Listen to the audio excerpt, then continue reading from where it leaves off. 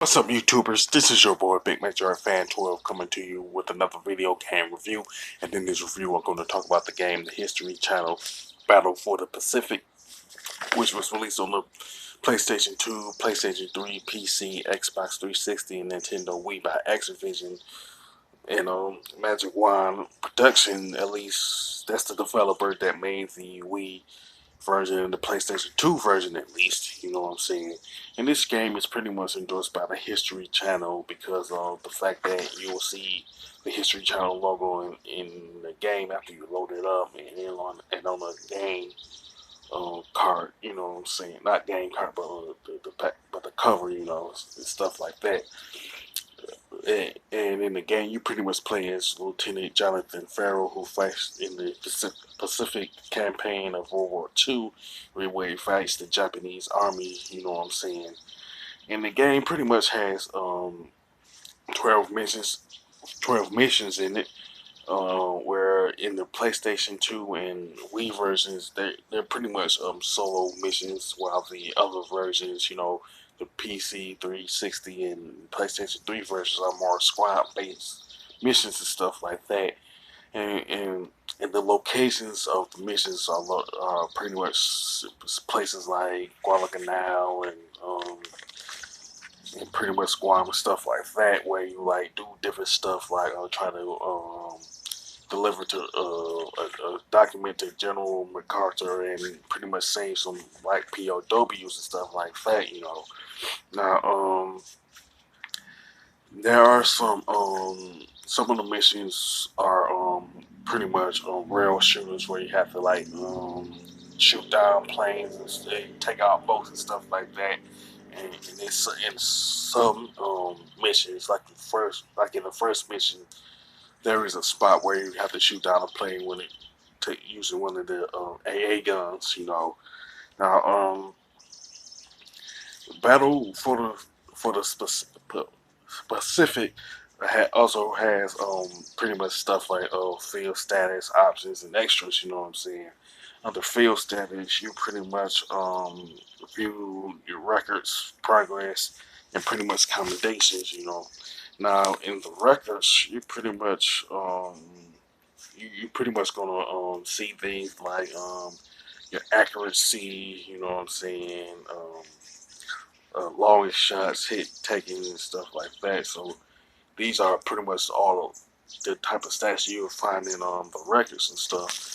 Now, pretty much the progress pretty much total shows the total gameplay time, game progress, percentage, like out of 100. You know what I'm saying? So far as how far in the game that you gotten. You know what I'm saying? And plus the number of hidden objectives that you complete out of 27. You know what I'm saying? You can be show like say 10 or 15 out of 27 and everything. And pretty much the commendations pretty much shows the type of medals that you earned throughout the course of the gameplay and stuff like that. And the pretty much the commendations consist of like sweeper, sharpshooter, bulletproof, marksman, slugger, stuff like that. And you can pretty much get like a bronze, silver, and gold for each medal and stuff like that. For example, marksman, you get a bronze by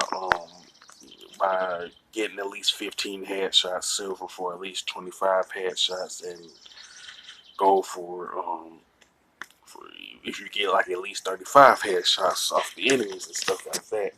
Now in the options, you can pretty much change the volume in the audio, either environment, music, the effects, voices, and pretty much the cutscenes.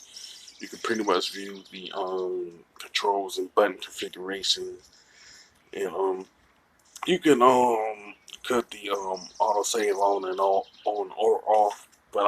But most people when they play, they leave that one the way it is, you know, and pretty much the extras are pretty much the credits, you know what I'm saying, showing the people who worked on Battle for the Pacific, in Activision, you know what I'm saying, at least, you know what I'm saying, along with the developers and stuff like that.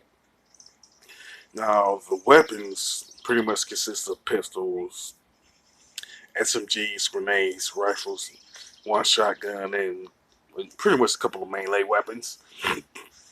You know what I'm saying? And like pretty much like the pistols consist of the Colt 45 and the Colt 45 with the suppressor. So there's pretty much two versions of that one, along with like say the M1 Garand Type 99 and the Springfield is pretty much the only sniper rifle in the game. You know, then there's the as far as the SMGs, the Type 100 and the Thompson. You know, and the Winchester is the only shotgun in the game. And the military knife and the katana are the pretty much the melee weapons and stuff like that. And pretty much when you start each mission, you pretty much have pretty much American weapons. You know what I'm saying?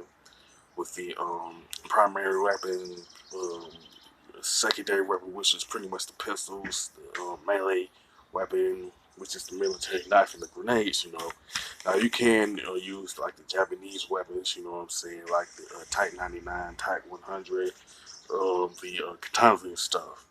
Now, in the Wii version, the D-pad allows you to switch between like the weapons, like I mentioned, the primary, secondary grenades, and the melee weapon.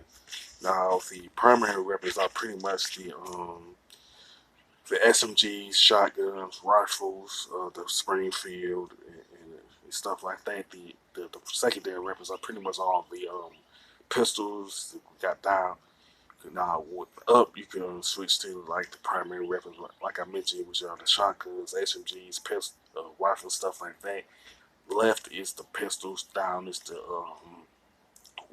grenades, while right is the melee weapons and stuff like that.